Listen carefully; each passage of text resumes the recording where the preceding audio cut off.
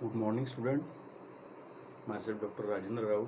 Today we will discuss on the subject MCOM First Sem Marketing Management. Demand types, or we will call as types of demand. So whatever the material relating to this topic will be provided to you in PDF form in your WhatsApp group. So there is no need to write while watching the video lecture. So you just understood the topic and you can go through the material which will be available on your WhatsApp group. So we will discuss here demand types. First one is the negative demand. Why it is called as negative demand?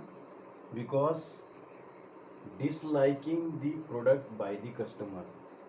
Negative demand is called as disliking the product by the customer. That means customer dislike the products, whatever may be the reasons. Reason may be the poor quality, number of substitute, whatever it may be the reasons. But what is called is a negative demand, because the customer dislike the product. Customer जो है वो particular product को like नहीं कर रहे हैं, उनको पसंद नहीं आ रहा है वो प्रोडक्ट, इसलिए वो उसको कम परचेस कर रहे हैं. वो प्रोडक्ट परचेस करने की कस्टमर की इच्छा नहीं है. That's why it is called as a negative demand. Second one is non-existent demand. Non-existent demand means no demand for the product. That means there is no demand for a particular product, whatever it may be the reason. There are number of reasons behind this for non-existence of the demand. एखादे product को demand ही नहीं है, या बहुत कम demand है, या demand ना के बराबर है. यहाँ नॉन एग्जिस्टेंस ऑफ डिमांड में डिमांड बिल्कुल ही नहीं है. उसके बहुत सारे कारण हो सकते हैं, लेकिन यहाँ पर सिर्फ इतना देखना है कि नॉन एग्जिस्टेंस डिमांड मीन्स क्या है. What do you mean by non existence demand? No demand for the product. Particular product को बिल्कुल ही डिमांड नहीं है. उसके कई सारे रीज़न हो सकते हैं. उसके रीज़न में हमको जाने की आवश्यकता नहीं है. हमको सिर्फ यहाँ पे उसका मीनिंग देखना है कि what do you mean by non existence demand. Non existence demand means क्या है? प्रोडक्ट को बिल्कुल भी डिमांड न रहना. उसके बाद में third one is the latent, LATENT, latent demand. Latent demand means not satisfied the existence customer. मतलब जो आपका प्रोडक्ट है वो एग्जिस्टेंस कस्टमर को सेटिस्फाइड नहीं कर रहा. That means you have to find out more market. आपको और ज़्यादा मार्केट आपको फाइंड आउट करना है, या प्रोडक्ट में मॉडिफिकेशन करना है as per the requirements and wants of the customer. मतलब जो एग्जिस्टिंग आपका प्रोडक्ट है उससे कस्टमर जो है वो सेटिस्फाइड नहीं है. जो भी कस्टमर है, एक तो नए कस्टमर बनाओ अलग, और या फिर आपके प्रोडक्ट में जो है वो इम्प्रूवमेंट करो ताकि कस्टमर सेटिस्फाइड हो जाए. क्या है ये? Latent demand which describe not satisfied the existent customer. मतलब आपका जो भी प्रोडक्ट है, जो भी लोग ले रहे हैं वो सेटिस्फाइड नहीं हो रहे हैं. मतलब आपके प्रोडक्ट में इम्प्रूवमेंट करना है, और आपका जो दायरा है कस्टमर्स का वो भी बढ़ाना है. इसके लिए ये ध्यान में रखना है लैटेंट डिमांड में. उसके बाद में डिक्लिनिंग डिमांड. डिक्लिनिंग डिमांड मीन्स क्या है? डिक्लिनिंग डिमांड मीन्स डिक्रीजिंग डिमांड. एखादे पर्टिकुलर प्रोडक्ट की डिमांड जो है वो दिन ब दिन कम हो रही है. मतलब लोग कम हो रहे हैं, लोग उसको कम परचेस कर रहे हैं, तो हम क्या बोलेंगे? Declining demand. मतलब प्रोडक्ट की डिमांड जो है वो डिक्लाइन हो रही है, वो कम कम हो रही है. उसके बाद में जो है नंबर 5, इरेगुलर डिमांड.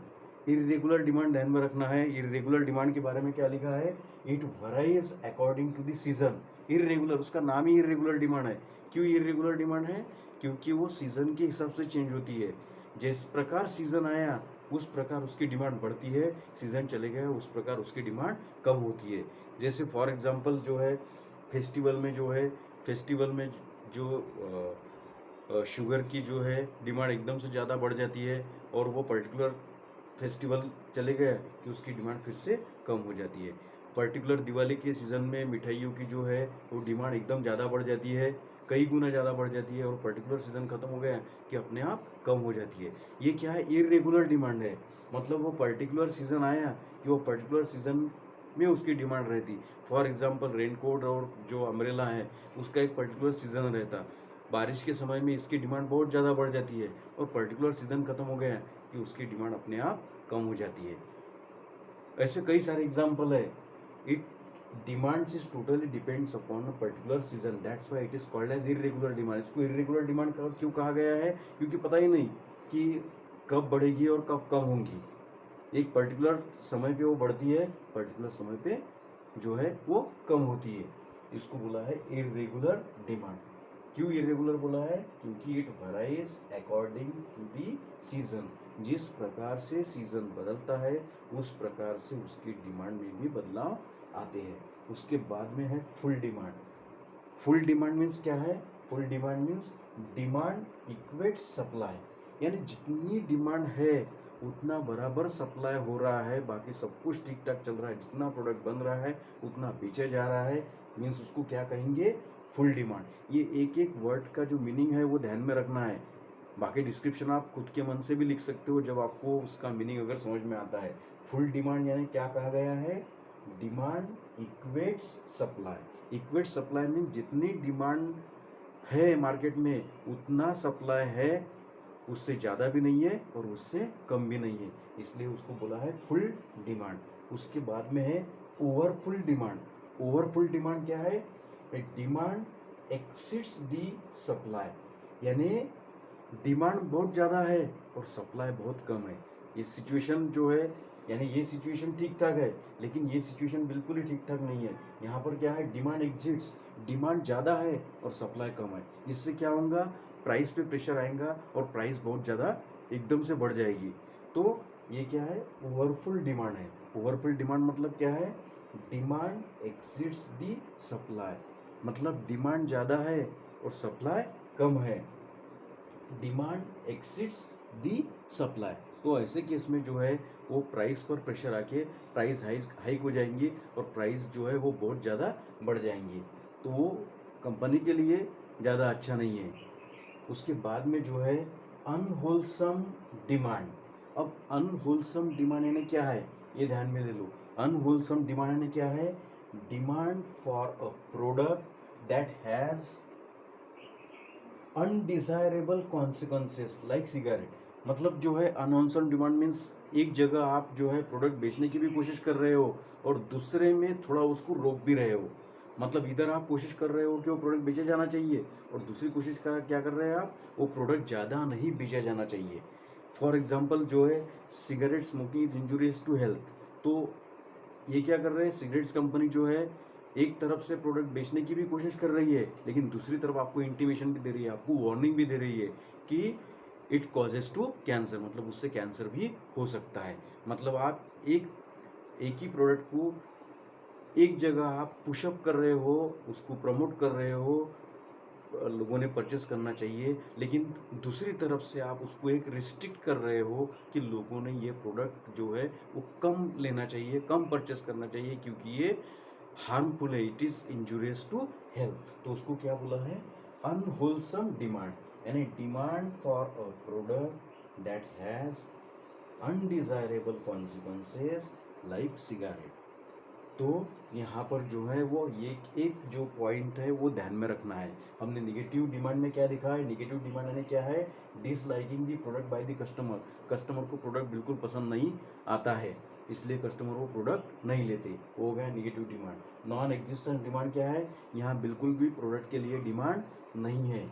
उसके बाद में लैटेंट डिमांड, ये यल है, latent demand. Latent demand means क्या है? Not satisfied by the existing customer, यानी एग्जिस्टिंग कस्टमर जो है वो पर्टिकुलर प्रोडक्ट के वो बिल्कुल भी सेटिस्फाइड नहीं है।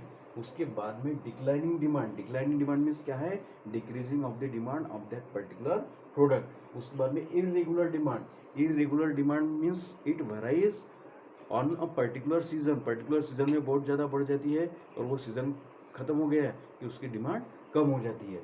ये हो गया इरेगुलर डिमांड। उसके बाद में फुल डिमांड। फुल डिमांड क्या है? डिमांड इक्वेट्स सप्लाई, जितनी डिमांड है उतना सप्लाई अवेलेबल है, इसलिए उसको बोला है डिमांड इक्वेट्स सप्लाई। उसके बाद में ओवरफुल डिमांड। ओवरफुल डिमांड यानी क्या है?